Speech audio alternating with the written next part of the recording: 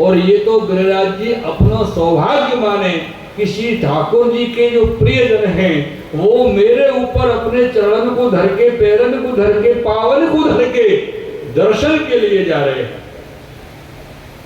ऐसा गिरिराज जी विचार।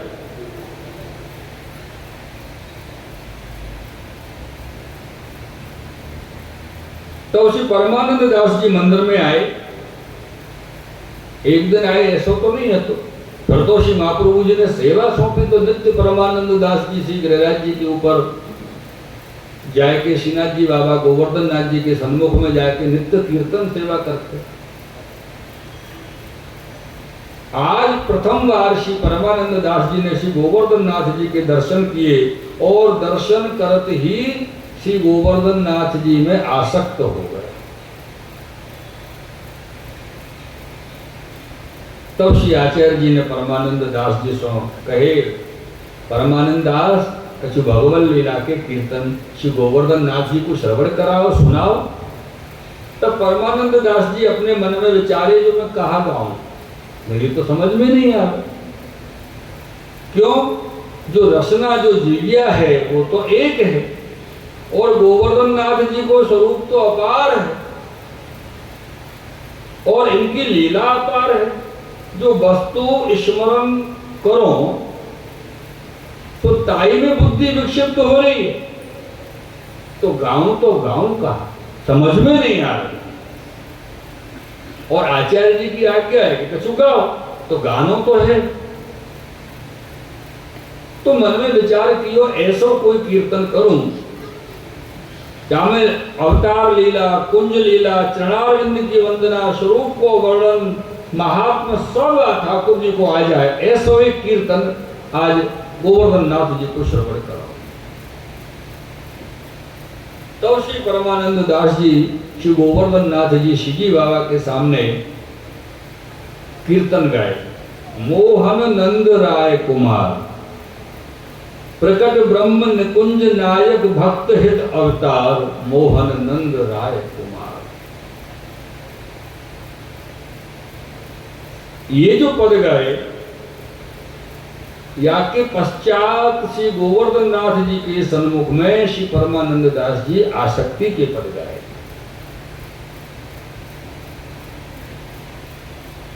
मैं अपनो मन हरिशो जोर्यो, हरिशो जोर सवन सो तोर्यो। मैं अपनो मन हरिशो जोर। मेरे प्रियजनों, या प्रकार से आसक्ति के अनेक पद श्रीनाथ जी बाबा गोवर्धन नाथ जी को सुनाए।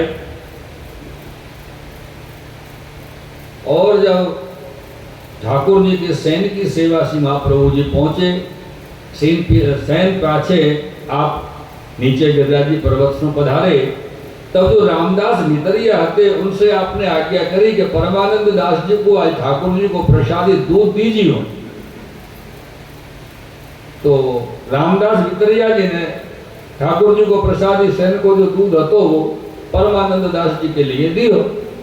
परमानंद दास जी ने दूध प्रसादी ली और जाके श्री महाप्रभु जी के सामने दंडवत किए जाके बैठे। तब महाप्रभु जी पूछे, श्री आचार्य जी, परमानंद दास ठाकुर जी को प्रसादी दूध कैसो हो? तब परमानंद दास जी ने श्री आचार्य जी से कहो कि महाराज दूध तो तातो हतो। तातो जाने ना आप लोग? हाँ, कुछ लोग नहीं जाने, ऐसा लग रहा है।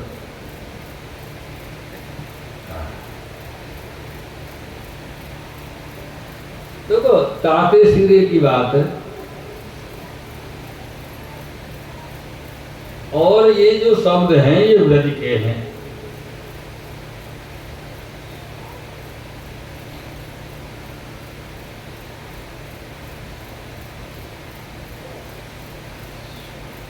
और व्रज के जो शब्द हैं, व्रज की लीला के जो शब्द हैं, व्रज की लीला, व्रज के शब्द, व्रज के ये श्री महाप्रभु जी ने प्रकट हुए के का कियो कि प्रकट हुए मार्ग रीत दिखाई सिखाई।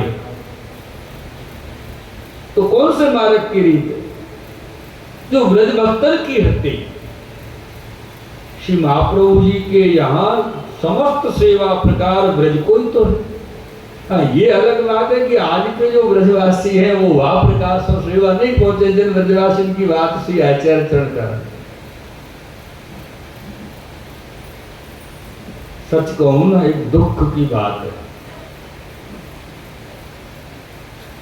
कभी कभी मन में बड़ो दुख हो, क्लेश हो, विचार करें। आज तो पता नहीं कहा है गयो ब्रजवासी को।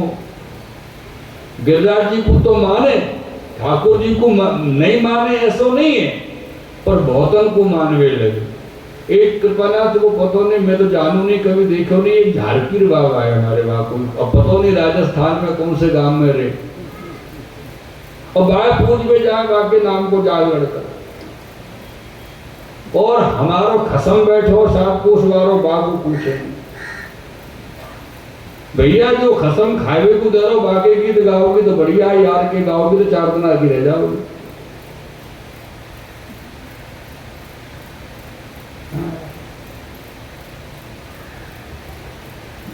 हे कृष्ण कन्हैया, हे शिवल्लभ, हे श्री गोसाई जी महाराज, शिवट्ठल प्रभु, अनेक अनेक जगह जा रहे हैं, ऐसा कोई बात नहीं है, वो तो एक नाम लियो। लेकिन ठाकुर जी के समय पे सारस्वत कल्प में, द्वापर युग में, ये जो दैत्यन के वध ठाकुर जी ने किए, अनेक प्रकार की अविद्या को ठाकुर जी ने नाश किया दैत्यन के विष करके। वह को कारण क्या है? तो ठाकुर जी यही चाहते कि मेरे जो ब्रज भक्त हैं उनको जो चित्त है, उनको जो हृदय है, उनको कलेजा है, उनको मन है, वो सब मोह में लगे, मेरे अलावा कोई में नहीं लगे। यानी ये तो सबकी ठाकुर जी ने लीला, और वास्तव में ऐसा भयो भी है। तो लेकिन ये ऐसा युग आयो या फिर से दोबारा सब बिखर गए। पहले इंद्र की पूजा करते, अब पता नहीं कौन कौन की पूजा में पड़ गए। जबकि सबको ऐसा बात नहीं है कि कोई जाने नहीं, सब जाने कि हमारे गिरिराज बाबा से बड़ा कोई ना है दुनिया में। जरूर जाए और जरूर जाए। अब कौन सो भय घुस गए भगवान जाने मन में। क्योंकि तुलसीदास जी ने रामचरित मानस के सुंदर कांड में एक बात कही है कि भय बिन होत न प्रीत। अब इन देवतन ने कौन सो भय घुसा दियो बेचारे ब्रजवासी के मन में, जाली और उससे प्रेम कर भी लगे। बाकी अपनों तो श्री गिरिराज बाबा ही, अपने तो श्री यमुना मैया है, अपने तो श्री गोवर्धन नाथ जी हैं, श्रीनाथ जी हैं। गोवर्धन नाथ जी हैं, श्रीनाथ जी हैं, यानी है श्री महाप्रभु जी ने कही रामदास भितरिया को कि इनको प्रसादी दूध दीजिए, और उनसे पूछी दूध कैसो हतो, तो बोले तातो हतो। तो रामदास आदि भितरियन को बुलाया के कही कि ठाकुर जी को तातो दूध क्यों धरो, श्राय के धरो। तो बोले आज पास से ऐसे ही होगा कृपानाथ। कारण ये है कि इनको कहे को दूध को प्रसाद दबावे को कारण ये है कि भगवदीय के मुख से ठाकुर जी बोले सामग्री कैसी भई कैसी अरोगे, ठाकुर जी भगवदीय के द्वारा कहे। यानी श्री महाप्रभु जी ने वो प्रसाद ये दूध परमानंद दास जी को दिलाया।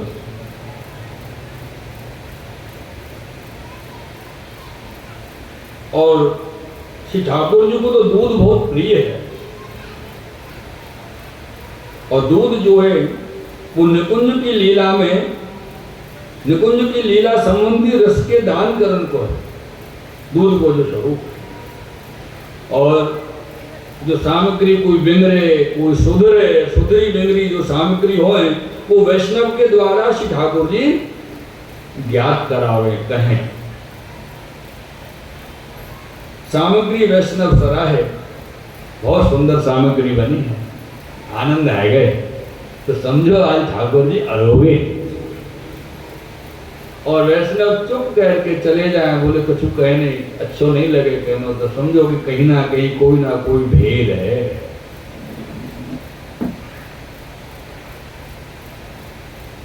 मेरे प्रियजनों,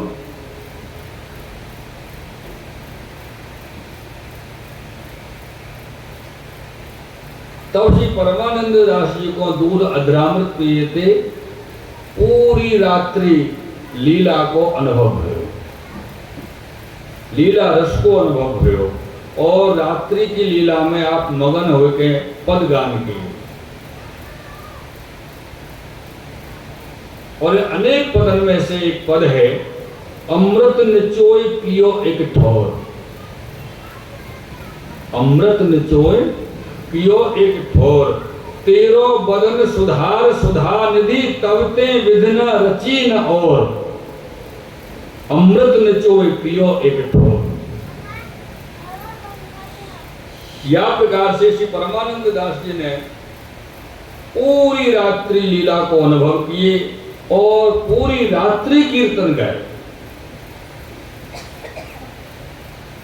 जब प्रातः काल भयो तब श्री आचार्य जी आप स्नान करके श्री गिरिराज जी के ऊपर गोवर्धन नाथ जी को जगावे के लिए पधारे, और मंगला को जब समय भयो आप मंगला कराए श्री गोवर्धन नाथ जी की, तब परमानंद दास जी गाए, जागो गोपाल लाल देखो मुख तेरो, पाछे गृह कार्य करो नित्य नेम मेरो, जागो गोपाल लाल देखो मुख तेरो।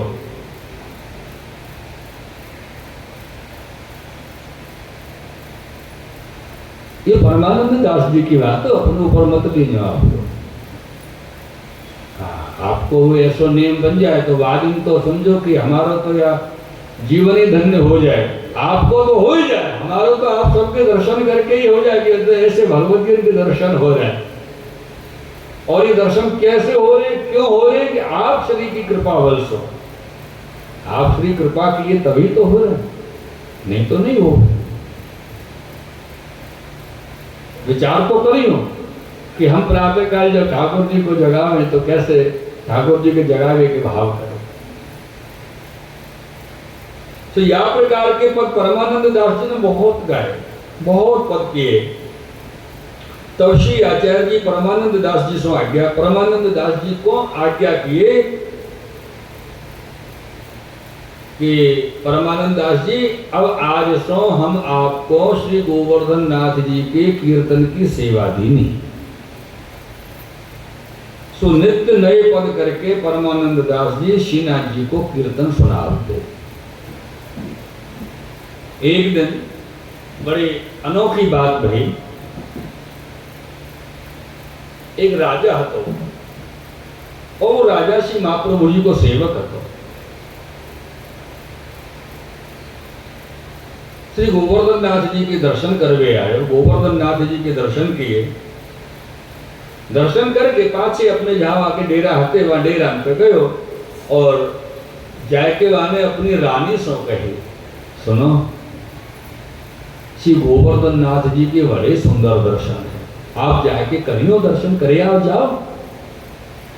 अब ये तो वह राजा को पत्नी के प्रति प्रेम हतो कि चलो एक जीव है, श्री ठाकुर जी के दर्शन होंगे तो या जीव को भी कल्याण होगा, उद्धार होगा, या जीव पे कृपा होगी। लेकिन वो रानी राजा की बात न मान और राजा से कही कि सुनो मैं दर्शन करवे तो जाऊंगी, पर हमारे यहाँ जो मेड़ मर्यादा है, नियम है कि हम रानी हैं तो परदान में चले, परदान में श्रीनाथ जी के दर्शन हो तो जाओ, नहीं तो नहीं जाओ। तो राजा ने कही, रानी ये श्रीनाथ जी ब्रज के ठाकुर हैं, ये कोई को पर्दा राखे नहीं, सबको बेपर्दा कर दे। ये पर्दा की बात को छोड़ो और दर्शन करो। बोले नहीं, मैं नहीं जाऊं जब तक पर्दा में दर्शन नहीं हो। अब बेचारे राजा के मन में आई कि कैसे भी करके एक बार ये श्रीनाथ जी के दर्शन कर ले तो अच्छी बात है। राजा ने आया कि श्री महाप्रभु जी से विनती की, नहीं कृपानाथ कृपा करो तो मेरी रानी को दर्शन हो। वो जिद बढ़ गई है कि मैं तो पर्दा में दर्शन करूंगी। तो महाप्रभु जी ने कही कोई बात नहीं, उनको पर्दा में लाओ।